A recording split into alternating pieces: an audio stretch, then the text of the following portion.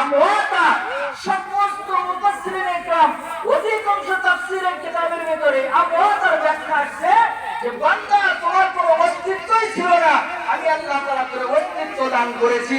এই অস্তিত্ব থেকে তুই কিসের পাহাড় এত মাত্রই বড়, তবে এই মাত্রই করে কোনো লাভ হবে না। আল্লাহ বলতেছেন এই অস্তিত্ব থেকে আমি তোর হায়াত দান করেছি।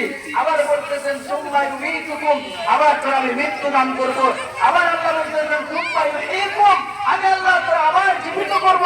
এরপর আল্লাহ তাআলা বলতেছেন সুম্মা ইলাইহি তুরজাউন, আমি আল্লাহ তাআলা আবার তোর জীবিত করে আমার কাছে ফিরিয়ে রাখবো। দুনিয়ায় যত মাস্তানি করো না কেন, কোন কাজ আসবে না বান্দা, কোরআনে একদিন আমার কাছে আসতেই হবে। এই নামাজ ছেড়ে দৌড়তে আমার কোনো আফসোস নাই। বেঈমান সে নামাজ পড়ে না, তারও আমি বাধা দেব না। ইহুদি খ্রিস্টানরা নামাজ পড়ে না, ওরও কোনোদিন আমি বলি নাই আজকে আমার খাদ্য খাবি না, মাছ খাবি না, গোশত খাবি না, রিজিক খাবি না। যে মুসলমান তারও কোনোদিন আল্লাহ নিষেধ করে নাই। বেনামাজিরেও আল্লাহ বাধা দেয় না, নামাজিরেও বাধা দেয় না। দেখা হবে একদিন, সেটা হলো কোথায়? হাসরের ময়দানে। ওখানে যাওয়ার আগে আল্লাহ তাআলা আমাদের সবাইকে সোজা হয়ে যাওয়ার তৌফিক দান করুক। সকলে বলেন আমিন। আপনাদের সকলের কাছে দোয়া চাই এবং দোয়া করি। এই বলে শেষ করছি। কেউ কষ্ট পেলে ক্ষমা করবেন। আসসালামু